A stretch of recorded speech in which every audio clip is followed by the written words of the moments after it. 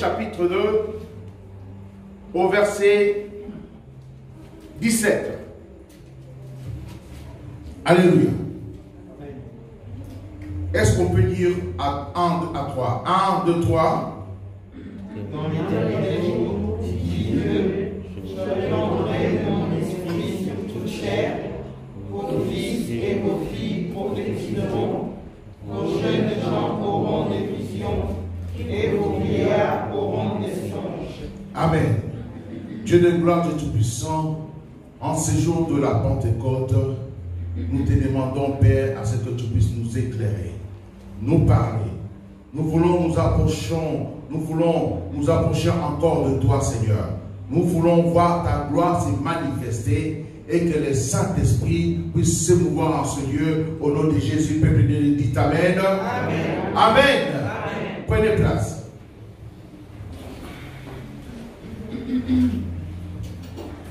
Mais bien aimés en Jésus-Christ, comme on vient de lire, le titre c'est la promesse de la Pentecôte. Quand on parle d'une promesse, donc on prend l'engagement, alléluia, la promesse, on prend l'engagement de quelque chose. Tu promets quelqu'un de l'argent, donc tu prends l'engagement que tel jour, tu vas lui donner ce que tu as dit. Et aussi, nous savons que Jésus-Christ avait pris l'engagement de faire quelque chose. Alléluia. Amen. Comme j'avais expliqué tout à l'heure, aujourd'hui, nous célébrons la Pentecôte. Il est important de connaître c'est quoi la Pentecôte. Quand on dit Penta, cela veut dire 50. Alléluia. Donc, la Pentecôte, c'est tout simplement, c'est la fête chrétienne célébrée à l'effusion du Saint-Esprit. Donc, le jour où le Saint-Esprit est descendu. Mais on va se poser la question, pourquoi le Saint-Esprit est descendu? Donc, on doit aller à la Genèse. Alléluia. Dieu a créé l'homme à son image. Comme Satan était chassé dans la présence de Dieu, il était en colère. Quand Dieu a créé Adam et Ève, Satan est venu pour détourner les plans de Dieu. Et ils ont écouté Satan. Quand ils ont fauté, et Dieu les a chassés devant sa présence. Mais comme il est un Dieu d'amour compatissant, il ne pouvait pas laisser cette situation perdurer. Dieu lui-même s'est pourvu. C'est-à-dire que, parce que les gens disent, mais comment Dieu? Non, Dieu est Dieu. Dieu n'est pas comme toi. Si le sorcier a la capacité d'être ici et d'aller, je ne sais pas, en Afrique, il se dédouble. À combien plus forte raison, Dieu peut être partout au même moment. Amen. Alléluia. Parce que les gens qui se posent la question, mais si Jésus-Christ, quand il priait, il était là, mais qui dirigeait le monde? Mais il est omnipotent. Amen. Il est omniprésent. C'est la méconnaissance de la parole de Dieu. Alléluia. Amen. Et Jésus-Christ est venu. Alléluia. Il a fini sa mission. Il a payé pour toi à la croix. Parce qu'il fallait maintenant, il fallait qu'il se donne, que le sang puisse couler. Sans effusion du sang, il n'y a pas le pardon. Il fallait le pardon. Le pardon véritable s'opère quand il y a l'effusion du sang. Alléluia. Amen. Mais avant, c'était le sang des boucs, c'était le sang de brebis. Mais il fallait un sang pur, qui n'a pas de péché. Il n'a pas connu le péché. Quand son sang maintenant a coulé, il est mort le 3e jour. Alléluia. Il est ressuscité. Il est allé dans le profondeur prendre l'entrée du séjour de mort. Alléluia. Et Jésus-Christ, à ce moment-là, il n'était pas, on ne pouvait pas, quand il était à Galilée, donc il était à Galilée. Quand il était à Jérusalem, il était à Jérusalem. Mais il est monté en disant que je vais préparer une place pour chacun de vous, pour chacun de nous. Alléluia. Mais maintenant, pour être enfant de Dieu, il faut le recevoir. Est-ce qu'on peut dire le recevoir? Il faut le recevoir. Mais pour le recevoir, comment est-ce qu'on allait faire? S'il habitait à Jérusalem, donc toi et moi et ma famille, on allait prendre la route jusqu'à Jérusalem, attendre notre tour pour le recevoir. Mais on allait faire combien d'années pour qu'il puisse nous recevoir? Ça allait être impossible, ce pèlerinage. Parce que quand on reçoit Christ, on le reçoit personnellement. Mais il fallait qu'il trouve un mécanisme pour qu'à ce que quand tu l'acceptes comme Seigneur et Sauveur, que tu puisses les recevoir. Donc il n'allait pas rester qu'en Jérusalem. Il est monté, il dit, je serai en vous.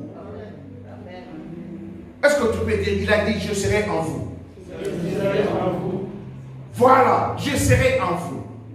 Donc il a dit à ses apôtres de rester quelque part et il viendra. Il viendra. Alléluia.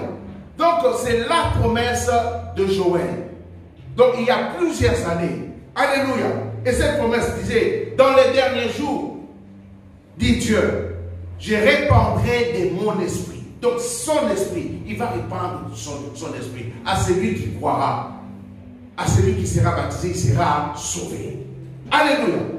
Donc ces séjours-là, donc des séjours de la promesse, alléluia, quand il répandra de son esprit en toute chair, vos fils et vos filles prophétiseront, vos jeunes gens auront des visions et vos vieillards auront des songes par le Saint-Esprit. Alléluia, par le Saint-Esprit, mes bien-aimés. Donc, c'est la promesse que notre Seigneur avait faite. Alléluia. C'est à nous de comprendre et de savoir cette promesse. Mais, quand nous voyons, quand est-ce que cette promesse-là a été réalisée? La promesse a été réalisée, c'est là nous sommes dans les livres de Actes des Apôtres.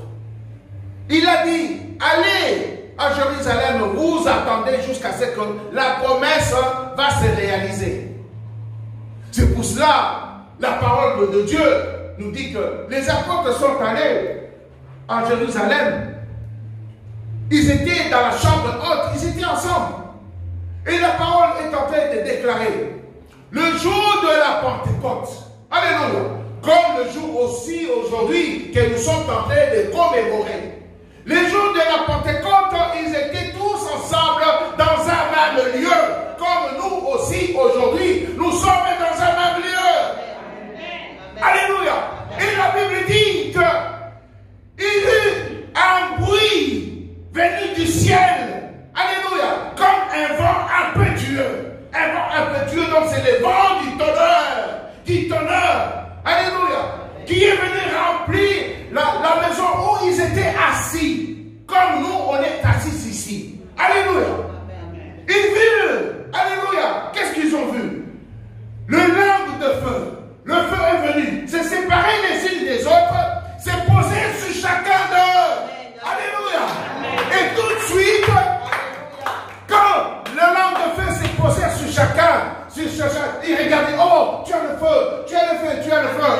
Ils ont reçu le Saint-Esprit. Alléluia. Ils ont commencé à parler à d'autres langues selon l'Esprit les donnait à s'exprimer. Et ils ont reçu le Saint-Esprit. Alléluia. Je pensais que vous allez acclamer comme ils ont reçu le Saint-Esprit. Alléluia. Mais bien aimé, là, c'était la promesse qui a été accomplie. Si tu aimes Dieu, il faut avoir soif de cette promesse. Amen. Avoir soif de cette promesse. Et réclamer ta promesse. Parce qu'aujourd'hui, tu es enfant de Dieu. Amen. Si tu n'as pas le Saint-Esprit, si tu ne parles pas en langue, tu as les droits de réclamer, Seigneur, moi je t'aime, je vais rentrer dans ma promesse. Amen. Je vais recevoir ma promesse. Je vais vivre ma promesse. Alléluia. Amen. Mais, ce que je vais vous expliquer, nous connaissons l'histoire de Pierre. Alléluia. Mais, quand nous lisons, nous allons lire dans le livre de Actes des Apôtres. Pierre, nous connaissons son histoire. Il était figure. Alléluia. Mais, quand il était avec Jésus-Christ, Jésus-Christ a dit, parmi vous, il y a quelqu'un qui va me trahir. Il dit, non, non, non, non, pas moi, pas moi. Pas moi. Si quelqu'un te trahit, j'irai avec toi jusqu'à la mort.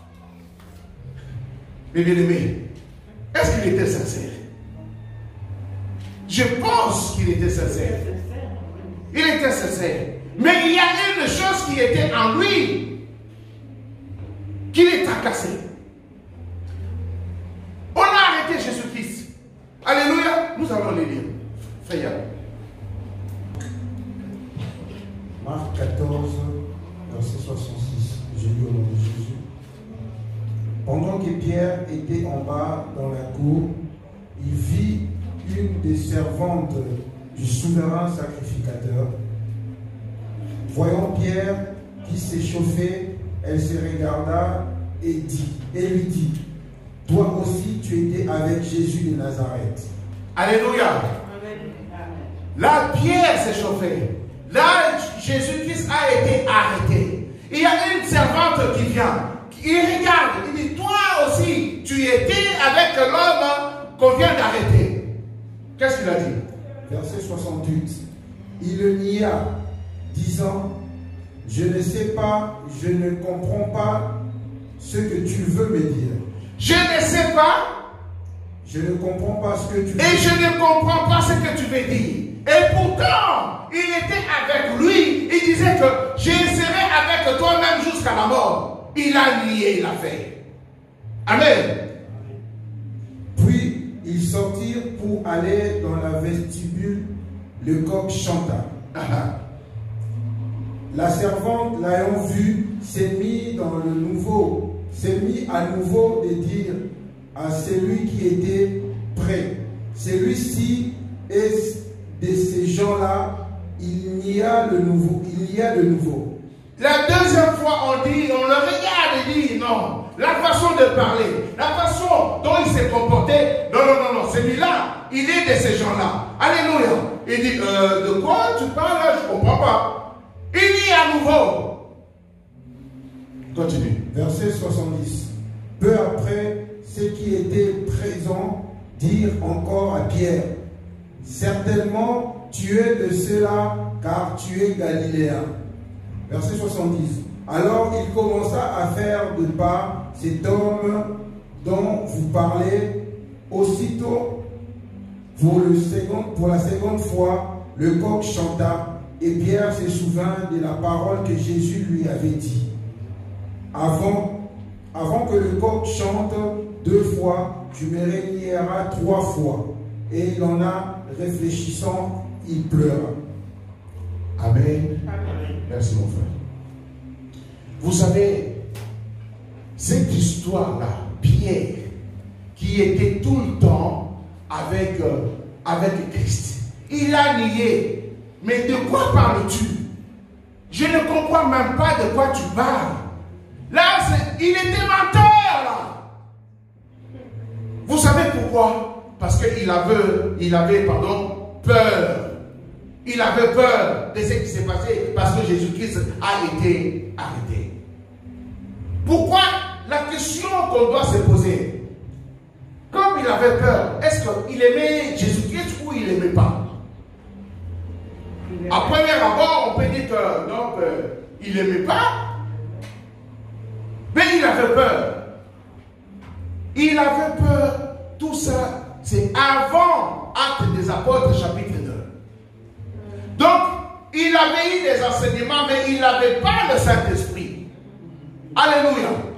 Il n'avait pas le Saint-Esprit. Mais nous prenons la même chose, la même personne, Pierre. Il avait peur. Alléluia. Pour que les gens sachent qu'il était avec Christ.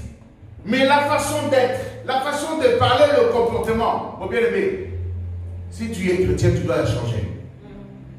Si tu n'as pas changé, tu as toujours les mauvaises habitudes que tu avais, un langage un peu déplacé et des habillements à peu près. Non. Parce que beaucoup de gens disent non, Dieu regarde ce qui est dans le cœur. Oui, il regarde le cœur. Mais ce qui est dans le cœur doit refléter l'extérieur. Qui est d'accord avec moi? Tu ne peux pas être dénudé ou bien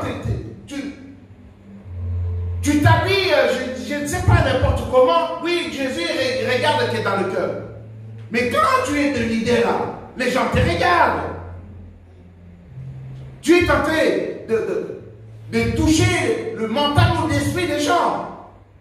Ce qui est à l'intérieur doit se refléter à l'extérieur. Doit changer même le langage. Amen. Parce que Pierre avait le langage de Christ. Malgré qu'il avait nié. Mais si nous allons dans le livre de Actes des Apôtres, c'est qu'on venait de lire tout à l'heure avec frère Gérald. Le jour de la Pentecôte, ils étaient tous ensemble dans le même lieu. Alléluia. Tout à coup, vint du ciel un bruit comme celui d'un vent impétueux, et il remplit toute la maison où ils étaient assis. De langues semblables à des langues de feu leur apparurent séparément les uns les autres, et se posèrent sur chacun d'eux, et ils furent remplis du Saint-Esprit. Amen. Et qu'est-ce qui est arrivé encore? Toujours dans le même chapitre, chapitre 2, nous voyons, au verset 22, homme israélite, écoutez ces paroles. Jésus de Nazareth, cet homme à qui Dieu a rendu témoignage devant vous par le miracle, le prodige et les signes qu'il a opérés par lui au milieu de vous. Comme vous le savez vous-même, cet homme livré selon le dessein, arrêté et selon la préscience de Dieu, vous l'avez crucifié, vous l'avez fait mourir par le main de impies. C'est lui qui tient cette parole, c'est Pierre. Donc Pierre, maintenant, quand il a reçu le Saint-Esprit, la peur est partie. C'est lui maintenant qui sortait devant les gens pour que les gens puissent se convertir. Lui, quand on lui montrait les doigts en disant tu étais avec Jésus-Christ, il niait. Il dit de quoi tu parles? Parce qu'il n'avait pas le Saint-Esprit. Mon bien-aimé, le Saint-Esprit change de vie. Amen. Le Saint-Esprit change de vie. Amen. Le Saint-Esprit change de vision. Alléluia. Le Saint-Esprit te rend enfant de Dieu. Parce que tu as Jésus-Christ en toi. Alléluia. C'est lui qui avait peur qu'on lui montre les doigts, qu'on lui taxe des chrétiens. Maintenant, c'est lui-même, il sortait en disant que je suis chrétien. C'est lui que vous avez tué là. Hein? Vous êtes des impurs.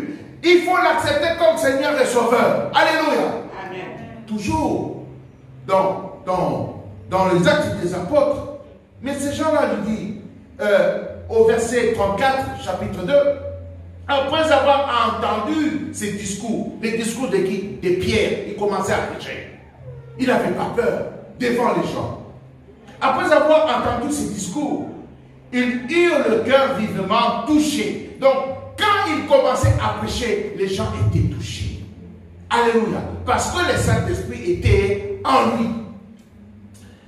Après avoir entendu ces discours, ils eurent le cœur vivement touché.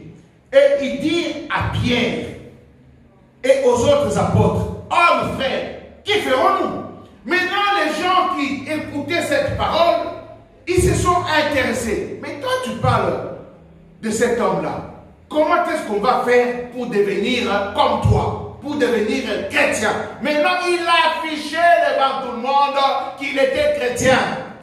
Et c'est là qu'il a apporté la réponse qui est dans le chapitre 2 au verset 38. Pierre leur dit, répondez-vous que chacun de vous soit baptisé au nom de Jésus-Christ pour le pardon de vos péchés et vous recevrez les dons du Saint-Esprit. Alléluia. En d'autres termes, il dit, si vous vous repentez, vous aurez ce que nous avons. Alléluia. Quand vous allez voir un paralytique, vous allez lui dire, je n'ai ni or, ni argent, mais ce que j'ai, je te le donne et reçois. C'est comme ça qu'ils ont commencé à faire des miracles, tout simplement parce qu'ils ont eu le Saint-Esprit. On va se lever le milieu. Alléluia. Je vais te dire aussi, je n'ai ni or ni argent. Ce que j'ai, tu vas le recevoir. On va lever nos mains. On va lever nos mains, mes bien-aimés. Alléluia. Celui qui a besoin du Saint-Esprit, il peut s'avancer. Je n'ai ni or ni argent, mais ce que j'ai, je vais te donner. Alléluia. On va lever nos mains. Est-ce qu'on va dire, Seigneur Jésus, j'ai besoin de toi. J'ai soif de toi. Je vais avoir le Saint-Esprit. Je veux à ce que tu puisses renouveler le Saint-Esprit. J'ouvre mon cœur, Seigneur. Tu connais les désirs que j'ai. J'ai besoin de toi. Au nom de Jésus. Mes bien-aimés, tu vas élever le main. Tu vas élever le main, tu vas parler à ton Seigneur. Si tu as le Saint-Esprit, il va te renouveler. Si tu as besoin du Saint-Esprit, il va descendre, le Saint-Esprit va te toucher maintenant. C'est le désir que tu as. Alléluia. Qui auprès du Seigneur? Qui auprès du Seigneur? Parle-lui. Alléluia.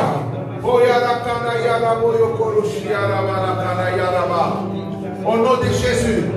Alléluia. Au nom de Jésus.